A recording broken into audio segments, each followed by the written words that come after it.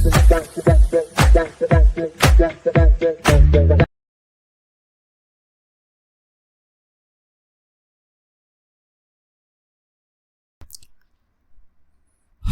Hello வணக்கம், நான் உங்கள் Singar. Welcome back to my YouTube channel.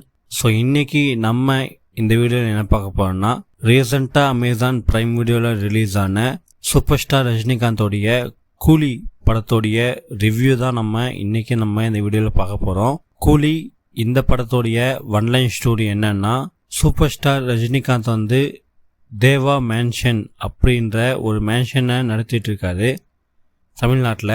திடீர்னு ஒரு ஃபோன் கால், அவருடைய க்ளோஸ் ஃப்ரெண்ட் அவர் வந்து இறந்துடுறாரு. அது யாரோன்னா சத்யராஜ். ஸோ அவர் வந்து விசாகப்பட்டினமில் இருக்கிறாரு. ஸோ அவர் வந்து இறந்துடுறாரு. அதனால தமிழ்நாட்டிலேருந்து ஆந்திர பிரதேஷ் வைசாக்கு ரஜினிகாந்த் கிளம்பி போகிறாரு.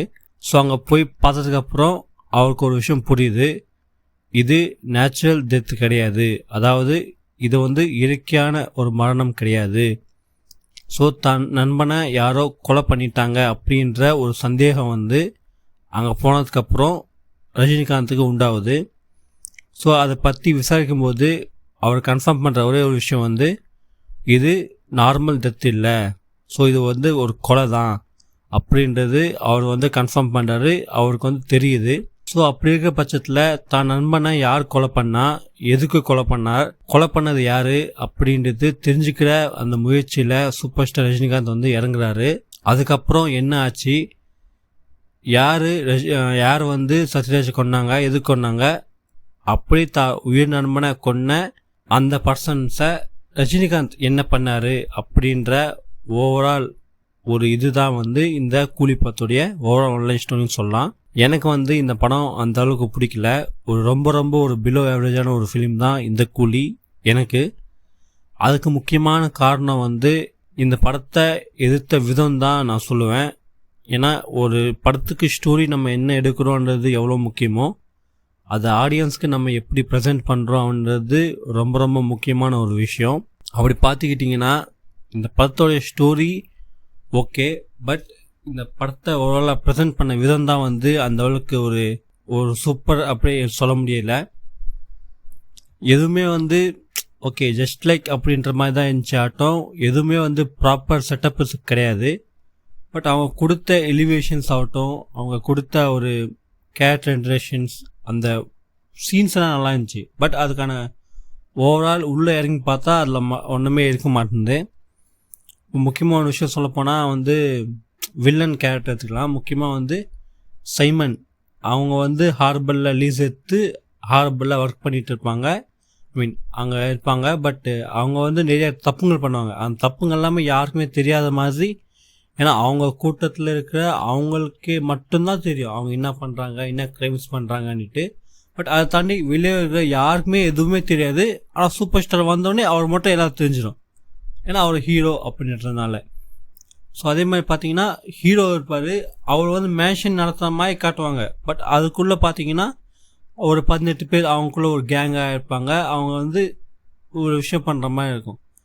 ஸோ இதெல்லாம் வந்து பார்த்தீங்கன்னா ஓகே ஜஸ்ட் லைக் அப்படி வச்ச மாதிரி தான் இருக்க மாட்டோம். அது ஒரு ப்ராப்பரான ஒரு ரைட்டிங் இருக்கிற மாதிரி தெரியல. இந்த படத்தில் நடித்த எல்லாரோட கேரக்டர் அண்ட் எல்லாரோட பர்ஃபார்மன்ஸும் நல்லா இருந்துச்சு. முக்கியமாக வந்து சூப்பர் ஸ்டார் ரஜினிகாந்த். ஸோ அவருடைய ப்ரெசன்ட் போர்ஷன் எல்லாமே வந்து சூப்பராக இருந்துச்சு. அதில் முக்கியமாக ஃப்ளாஷ்பேக் போர்ஷன், அந்த ஒரு விஷயந்தான் இந்த ஒரு படத்தில் இருக்கிற ஒரு பிக்கஸ்ட் ப்ளஸ்ன்னு சொல்லலாம். ஃப்ளாஷ்பேக் போர்ஷன் மட்டும் இந்த படத்தில் நான் சரியாக வராமல் போயிருந்தால் மொத்த பதமே ஊற்றிருந்தா போயிருக்கோம். ஏதோ அந்த ஒரு ஃப்ளாஷ்பேக் போர்ஷன் மட்டும் ஓரளவுக்கு நல்லா இருக்கிறதுனால இந்த படத்தை ஒரு வாட்டி பார்க்குற மாதிரி ஏதாச்சும் வந்திருக்கு. இந்த ஃப்ளாஷ்பேக்கை எடுத்த விதமாகட்டும், அந்த ஓவராலாக அதை ப்ரெசென்ட் பண்ண விதமாகட்டும் ரொம்ப சூப்பராக இருந்துச்சு. அந்த வின்டேஜ் லுக் ஆகட்டும், அந்த வின்டேஜ் வாய்ஸு, அந்த செட்டப் எல்லாமே வந்து ரொம்ப சூப்பராக இருந்துச்சுன்னு சொல்லலாம். அதுக்கப்புறம் வந்து நாகார்ஜுனா, கிங் நாகார்ஜுனான்னு சொல்லலாம். ஏன்னா வெறும் நாகார்ஜுனா அப்படின்னு சொல்லலாம், நமக்கு வந்து டக்குன்னு இன்னொரு டைலாக் தான் ஞாபகம் வருது. சொன்னால் கிங் நாகார்ஜுனா. ஸோ அவருடைய ஸ்க்ரீன் அப்பீரியன்ஸு, அதாவது ஸ்க்ரீன் ப்ரெசன்ஸ்னு சொல்லலாம், அது ரொம்ப சூப்பராக இருந்துச்சு. பட் கேரக்டர் ரைட்டிங் இன்னும் பெட்டராக, இன்னும் பவர்ஃபுல்லாக அவருடைய கேரக்டரை எழுதியிருக்கலாம் அப்படின்னு தோணுச்சு. பட் அவருடைய ஸ்க்ரீன் ப்ரெசன்ஸ் வந்து ரொம்ப ரொம்ப சூப்பராக இருந்துச்சுன்னு சொல்லலாம். யூனோ அந்த அளவுக்கு ஒரு ஸ்டைலிஷான ஒரு கேரக்டர், ரொம்ப சூப்பராக அவருடைய அந்த அப்பீரியன்ஸ் வந்து இருந்துச்சு படம் பார்க்கும்போது. எனக்கு தெரிஞ்சு இன்னும் அவர் கேரக்டர் ரொம்ப இன்னும் சூப்பராக பெட்டராக எழுதியிருந்தால் இன்னும் பயங்கரமாக அந்த கேரக்டர் பேசப்பட்டிருக்கோம். பட்டு அந்த அளவுக்கு சிறப்பாக அமையலை அந்த கேரக்டர் ரைட்டிங். அதுக்கப்புறம் வந்து சத்யராஜ், அவர் தான் இந்த படத்தோடைய ஒரு கோர்னு சொல்லலாம். ஸோ அவரை சுற்றி தான் இந்த கதையை நடக்கும். ஸோ அவருக்கு கொடுத்த கேரக்டரை அவர் ரொம்ப சூப்பராக பண்ணியிருந்தார் சொல்லலாம். அண்டு ஸ்ருதிஹாசன், ஸோ அவங்களுமே அவங்களுக்கு கொடுத்த அந்த கேரக்டரை சூப்பராக பண்ணியிருந்தாங்க. நெக்ஸ்ட்டு வந்து மஞ்சுமல் பாய்ஸ் ஷோபின், ஸோ அவருக்கு கொடுத்த கேரக்டரை அவருமே ரொம்ப ரொம்ப சூப்பராக பண்ணியிருந்தார் சொல்லலாம். ஆக்சுவலாக சொல்லப்போனால் செகண்ட் வில்லன் அவர் தான் இந்த படத்தில். நாகார்ஜுனாக்கு அப்புறம் அவர் தான் வில்லனு. ஸோ அந்த அவர் பர்ஃபார்மன்ஸ் ரொம்ப ரொம்ப சூப்பராக இருந்துச்சுன்னு சொல்லலாம். அண்ட் அவங்களுக்கு ஒய்ஃபாக நடிச்சிருப்பாங்க ரச்சிதா ராமன்ட்டு. ஸோ அவங்க கேரக்டர் நான் எதிர்பார்க்காத ஒரு கேரக்டர், ஒரு வில்லித்தனமான ஒரு கேரக்டர். நான் அப்படியெல்லாம் இருக்கும்னு நினச்சி பார்க்கல. ஏன்னா ட்ரெய்லரில் பார்த்தீங்கன்னா ஒரே ஒரு ஷாட் வந்து காட்டியிருப்பாங்க. ஸோ பட் அவங்க கேரக்டர் அந்த ரைட்டிங் வந்து எனக்கு சர்ப்ரைசிங்காக இருந்துச்சு. பட் சூப்பராக பண்ணியிருந்தாங்க. அது எனக்கு ரொம்பவே பிடிச்சிருந்துச்சு சொல்லலாம். அதுக்கப்புறமா லாஸ்ட் அமீர் கான், இந்தியாவிலே கிரேட்டஸ்ட் ஆக்டர் அப்படின்ற ஒரு லிஸ்ட் எடுத்தோம்னா கமல் சாருக்கு அப்புறம் எனக்கு தெரிஞ்சு இந்தியா லெவலில் ஒரு கிரேட்டஸ்ட் ஆக்டர்னால் கமல் சாருக்கு அப்புறம் வர ஒரு முக்கியமான ஆக்டர் தான் வந்து அமீர் கான். ஏன்னா அவருடைய ஆக்டிங் அந்த மாதிரி, அண்ட் அதே மாதிரி அவருடைய ஸ்கிரிப்ட் செலெக்ஷன்ஸு. அவர் ஒரு படம் பண்ணோன்னா ரொம்பவே டைம் எடுப்பார். அவ்வளோ யோசித்து நல்ல நல்ல திரைப்படங்களை நடிக்கிற அமீர் கான் இந்த படத்தில் நடித்ததுக்கு முக்கியமான ஒரே ஒரு காரணம் வந்து சூப்பர் ஸ்டார் ரஜினிகாந்த். அந்த ஒரு அப்ரோச் மட்டும் இல்லைன்னா, சூப்பர் ஸ்டார் இல்லைன்னா அவர் வந்து இந்த படத்தில் நடிச்சிருப்பாரா அப்படின்னு கேட்டால் அதுவே வந்து ஒரு பெரிய கேள்வி தான். ஸோ அவ்வளோ ஒரு பெரிய ஆப்பர்ச்சுனிட்டியை சும்மா ஏதோ வர வச்சு சும்மா வேஸ்ட் பண்ண மாதிரி இருந்துச்சு. ஏன்னா இதுக்கு முன்னாடியும் கேமியோஸ் நிறையாவே வந்திருக்கு லோகேஷ் அவருடைய ஃபிலிமோகிராஃபியில். பட் இது ஒரு தேவையில்லாத ஒரு கேமியோன்னு சொல்லலாம். இவங்க வந்து ஜஸ்ட் ஒரு பிஸ்னஸ் பர்பஸ் கோசம் தான். ஸோ தமிழ்நாட்டிலேருந்து ரஜினிகாந்த், சத்யராஜ், ஸ்ருதிஹாசன், ஆந்திராவிலேருந்து நாகார்ஜுனா, கர்நாடகாவிலேருந்து உபேந்திரா, அதுக்கப்புறம் வந்து மலையாளம்லேருந்து ஷோபின், அப்படி ஒவ்வொரு இடத்துலேருந்தும் ஒவ்வொருத்தரையும் பொறுக்கி போட்ட மாதிரி தான் இருந்துச்சு ஆட்டம். பட் அவங்களுக்கான கேரக்டர் ரைட்டிங்கிறது யாருக்குமே சரி சூப்பராக இருக்கே அப்படின்ற மாதிரி யாரோட ரைட்டிங்குமே கிடையாது.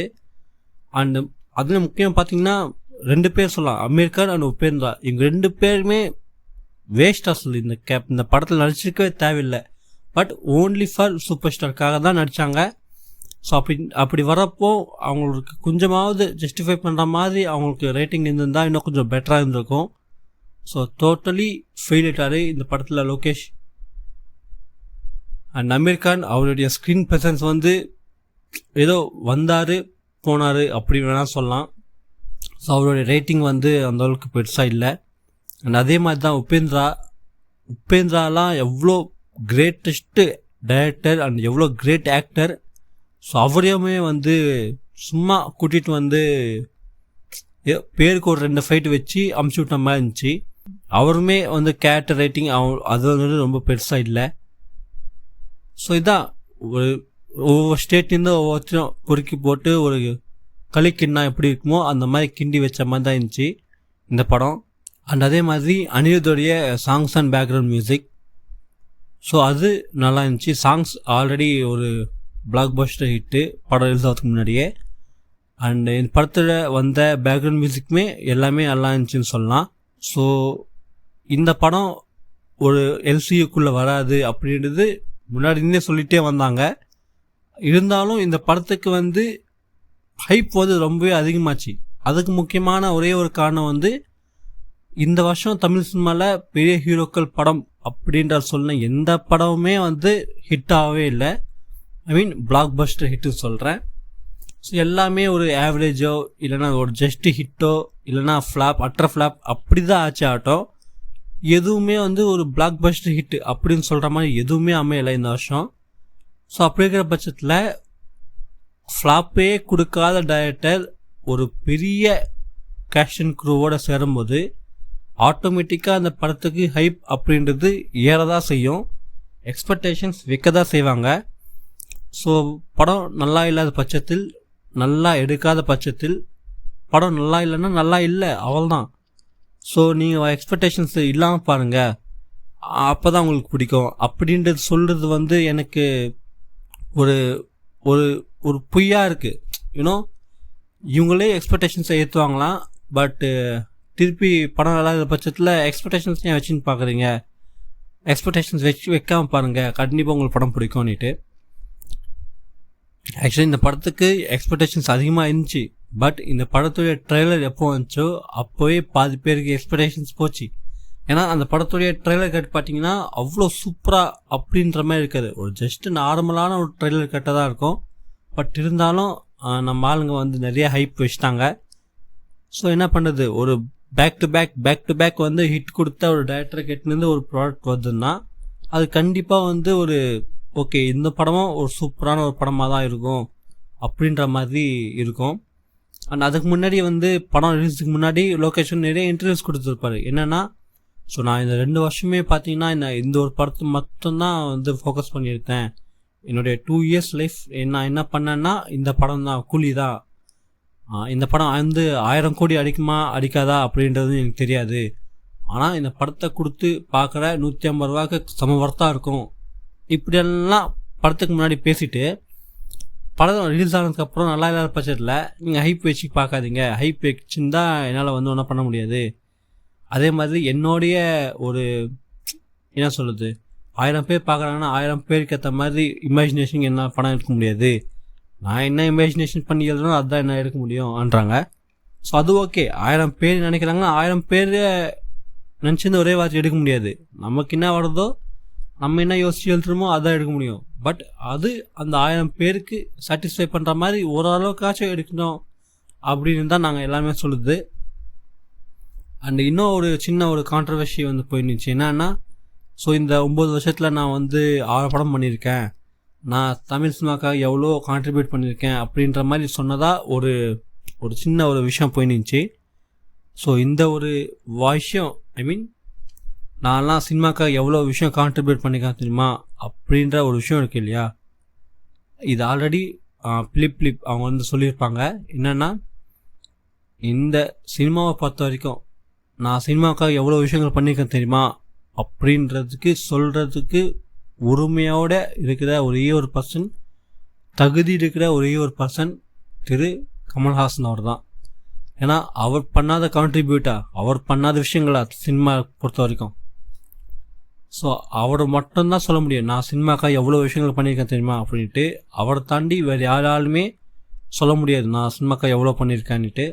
அண்டு இந்த படம் முழுக்க பிஸ்னஸ் இன்டென்ஷனில் தான் எடுக்கப்பட்டது அப்படின்றது இந்த படத்தோடைய ஆடியன்ஸ் பார்க்கும்போதே எனக்கு வந்து புரிஞ்சிச்சு. எல்லா படமே பிஸ்னஸோடைய ஒரு மோட்டிவ் தான் பண்ணுவாங்க, எல்லாருமே வந்து காசு தான். இப்போ என்ன தான் ஒரு பெரிய ஹீரோ இல்லை சின்ன ஹீரோ இல்லை பெரிய படம் சின்ன படம்னாலும் அவங்களுக்கு அவங்க போட பட்ஜெட் எதுவோ அதை ரிகவர் பண்ணணும், அப்போ தான் வந்து அது ஹிட்டு. நீங்கள் என்ன தான் படம் சூப்பராக இது எடுத்துகிட்டு ஒரு பாசிட்டிவ் ரெஸ்பான்ஸ் வந்து அந்த படம் பாக்ஸ் ஆஃபீஸில் ஃபெயில் ஆச்சுன்னா அது ஒரு ஃப்ளாப்பு. அதே என்ன தான் ஒரு படத்துக்கு மிக்சட் ரெஸ்பான்ஸோ நெகட்டிவ் ரெஸ்பான்ஸ் வந்து அந்த படம் பாக்ஸ் ஆஃபீஸில் ஹிட் ஆச்சுன்னா அந்த படம் ஹிட்டு. ஸோ அது தப்பு இல்லை, ஒரு பிஸ்னஸ் மோட்டிவோட ஒரு படத்தை எடுக்குது தப்பு இல்லை.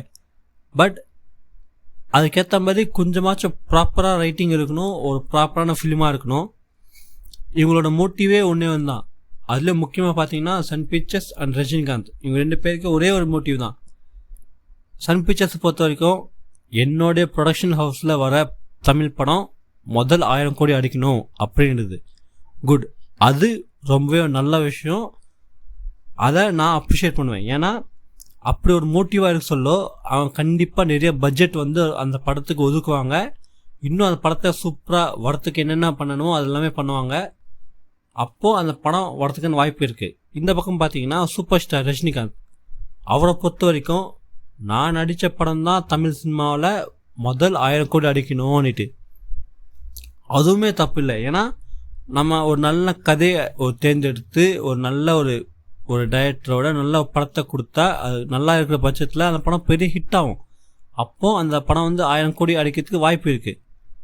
ஆனால் இவங்க பண்ணுறது ஒரே ஒரு விஷயந்தான், எனக்கு நல்ல ஸ்கிரிப்டு நல்ல படம் அதெல்லாம் தேவையில்லை.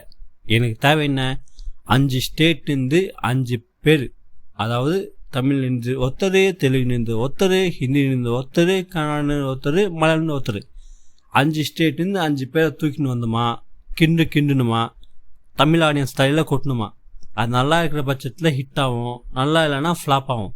பட் இவங்க பண்ணுறது நல்லா இல்லைனாலும் நீ நல்லா இருக்குதுன்னு சொல்லணும், பார்க்கணும், எங்களுக்கு கரெக்ஷன் கொடுக்கணும் அப்படின்னு சொல்கிறது வந்து எனக்கு வந்து சரியாக படலை. ஸோ நீங்கள் சொல்லுங்கள், உங்களுக்கு இந்த படம் பார்த்ததுக்கு அப்புறம் எப்படி இருந்துச்சு அன்னிட்டு. ஏன்னா இப்போ சூப்பர் ஸ்டாரோட மோட்டிவ் என்னென்னா, இதுக்கப்புறம் விஜய் அவர் வந்து படம் நடிக்க மாட்டார், ஃபுல் அண்ட் ஃபுல் அரசியல் தான். அண்ட் அவருடைய கடைசி படம்னு சொல்கிறப்படுற ஜனநாயகன் 1000 கோடி அடிக்குமான்னு கேட்டிங்கன்னா கண்டிப்பாக அடிக்காது. ஸோ இதுக்கப்புறம் அவர் படம் பண்ண மாட்டார், பண்ணாலும் 1000 கோடி அடிக்குமான்னு கேட்டால் அதுவும் டவுட்டு தான். அண்ட் அஜித் அவரோட படங்களும் 1000 கோடியெல்லாம் அடிக்கிறதுக்கு வாய்ப்பு இல்லை. அண்ட் அதே மாதிரி கமல்ஹாசன் அவருடைய படங்கள் 1000 கோடி அடிக்குமான்னு கேட்டிங்கன்னா ஒரு விக்ரம் மாதிரி ஒரு படம் வந்தால் அடிக்கிறதுக்கு வாய்ப்பு இருக்குது. பட் அதுவுமே வந்து இன்னும் நிறைய டைம் இருக்குது. ஏன்னா விக்ரம் 2 இதோ உங்களுக்கு தெரியும், லோகேஷ் அவருடைய டைரக்ஷனில் விக்ரம் 2 வர வேண்டியது. பட் அது வந்து எல்சியோடைய லாஸ்ட் ஃபிலிம். ஆமாம், இன்னும் கைதி 2வே வரல. கைதி 2 வந்து இன்னும் நிறைய விஷயங்கள் வந்து அது வரத்துக்கு இன்னும் பல வருஷம் ஆகும். ஸோ அதுக்குள்ளே நம்ம எப்படியாச்சும் ஒரு 1000 கோடி கொடுத்துடணுன்னு சூப்பர் ஸ்டார் வந்து போட்டி பட்டுகிட்டே இருக்காரு. இன்னும் ஜெயிலர் 1 ஜெயிலர் வந்து ஒரு 600 கோடிக்கு மேலே வந்துச்சு. ஸோ அதை தெரிஞ்சுக்கிட்ட ரஜினிகாந்த் என்ன பண்ணார், வேட்டையன் படம் வந்துச்சு. வேட்டையன் படத்தில் சேம் தான், தெலுங்குலேருந்து ஒரு ஆக்டரு, தெலுங்கில் ராணா, ஹிந்தியில் அமிதாப் பச்சன், மலையாளமில் ஃபஹத் ஃபாசில். அந்த கதைக்கு சம்மந்தமே இல்லைனாலும் அந்த படத்துக்கு அவ்வளோ பெரிய ஸ்டார் கேஷ் தேவையே இல்லை. பட் இருந்தாலும் அந்த இவ்வளோ கூட்டத்தை சேர்த்து வச்சு ஒரு படம் பண்ணாங்க. பட் அந்த படம் என்னாச்சு, ஜஸ்ட் ஒரு ஆவரேஜாக ஒரு ஹிட்டு தான். அதே மாதிரி கூலிக்கும் இதே பண்ணாங்க. என்னன்ட்டு தமிழ்லேருந்து ஒருத்தது, தெலுங்குலேருந்து ஒருத்தது அப்படின்னு மொத்தம் கூட்டி போட்டு ஒரு கிண்டுனாங்க. ஆனாலும் இந்த படமும் ஒரு ஃப்ளாப் தான். ஆக்சுவலாக நிறைய பேர் வந்து கூலி பிளாக் பஸ்ட்னு நினச்சிட்டு இருக்காங்க. ஆக்சுவலாக சொல்லப்போனால் கூலி ஒரு பெரிய ஃப்ளாப் மூவி இந்த வருஷத்தில் எழுதான படங்கள்லையே. அண்டு லோகேஷ் ஃபிலிமோகிராஃபியில் முதல் ஃப்ளாப் இந்த கூலி தான். ஸோ ஃப்ளாப்பே பார்க்காத டைரக்டர் ஒரு ஃப்ளாப் கொடுத்தா அது வந்து ரொம்பவே ஒரு பெயின்ஃபுல்லான ஒரு விஷயம். ஏன்னா இருக்கும் இல்லையா, ஸோ ஃப்ளாப்பே கொடுக்காம படம் எடுக்கணும்னுட்டு அது வந்து ஃப்ளாப் வந்துட்டா அது அவ்வளோதான். அதுக்கப்புறம் வந்து நீங்கள் என்ன தான் பெரிய பெரிய பிளாக் பஸ்டர் எடுத்தாலும் அந்த ஃப்ளாப் அப்படின்ற ஒரு டேக் ஆயிடுச்சுன்னா அது எப்பவுமே வந்துன்னே இருக்கும். ஸோ ஹோப், எனக்கு தெரிஞ்சு இன்னும் நெக்ஸ்ட்டு கைதி 2 தான் நினச்சின்னு இருக்கேன். ஆனால் கைதி 2 வரப்போகிறது கிடையாது. லியோக்கு அப்புறமே கைதி 2 தான் வர வேண்டியது. ஆனால் லியோக்கு அப்புறம் கூலி வந்துச்சு. இப்போது இந்த கூலிக்கு அப்புறமா லோகேஷ் அவருடைய டைரக்ஷனில் 2 ஒரு பெரிய ஹீரோஸ் வந்து நடிக்க போகிறாங்க. அது யாருன்னா உலகநாயகன் Kamal Haasan and super star Rajinikanth. இவங்க 2 பேருமே சேர்ந்து ஒரு படம் பண்ண போகிறாங்க.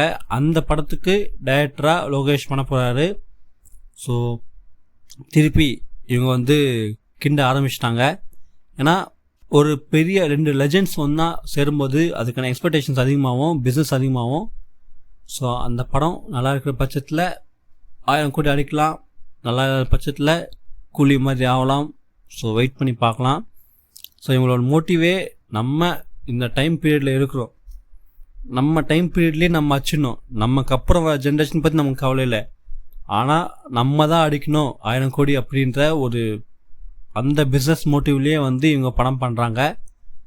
ஸோ பார்க்கலாம் எந்த மாதிரி ஒரு கதைக்களம் இருக்க போது, அந்த எந்த மாதிரி எந்த மாதிரி இவங்க எடுத்து பண்ண போகிறாங்கன்னுட்டு நம்ம வெயிட் பண்ணி பார்க்கலாம்.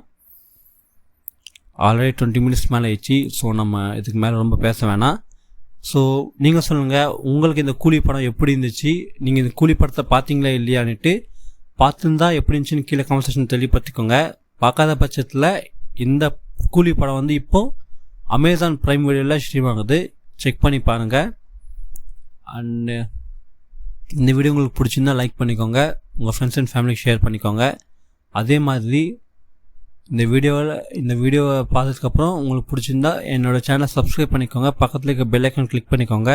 அப்போ தான் நான் போடுற வீடியோஸ் உங்களுக்கு நோட்டிஃபிகேஷன் சேரும். சேனல் சப்ஸ்கிரைப் பண்ணதுக்கப்புறமா நம்மளுடைய சேனல் பிளேலிஸ்ட் செக் பண்ணிங்கன்னா உங்களுக்கு நிறைய செக்மெண்ட்ஸ் நிறைய வீடியோஸ் இருக்கும், அதெல்லாம் பார்த்து என்ஜாய் பண்ணுங்கள். நம்மளுடைய social media pages Instagram, Facebook அதையும் ஃபாலோ பண்ணி வச்சுக்கோங்க. நான் அதுலேயும் வீடியோஸ் போடுவேன், பார்த்து என்ஜாய் பண்ணுங்கள். இன்னொரு வீடியோவில் வந்து நான் உங்களை சந்திக்கிறேன். அது வரைக்கும் நான் உங்கள் சிங்கார். தேங்க்யூ, பாய்.